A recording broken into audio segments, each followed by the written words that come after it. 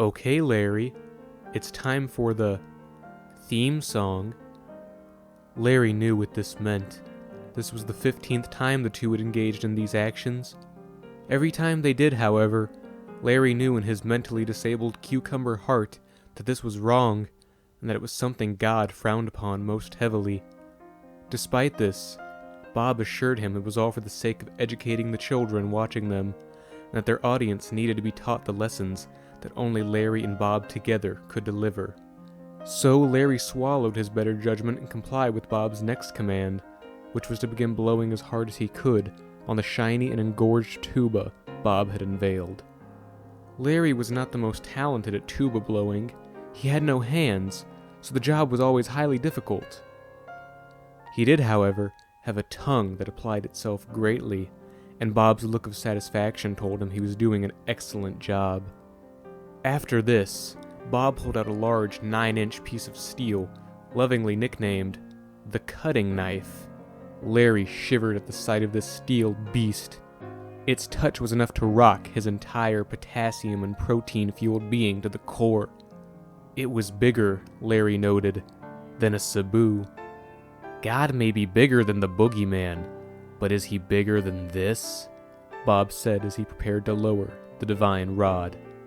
The cutting knife slid across Larry's cucumber body, causing a slice of his delectable green shaft to fall off. Bob hastily lowered his mouth to gobble up this piece of cucumber flesh, hoping to taste every consumable ounce of Larry's essence. The taste.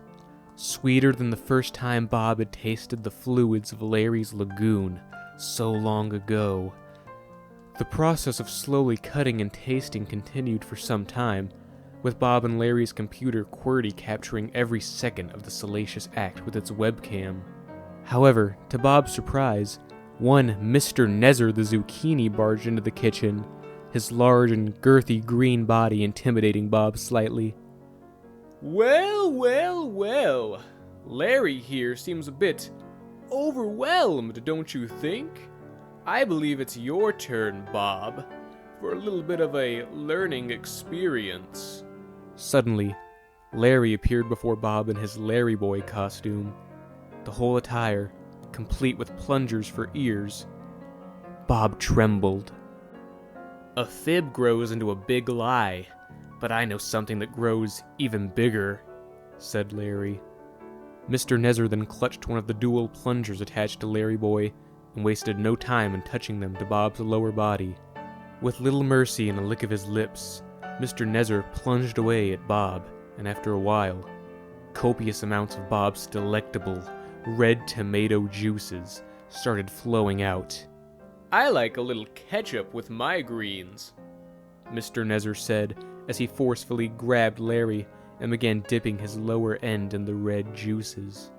Without giving Larry a moment to brace himself, Mr. Nezer began nibbling the cucumber's savory surface.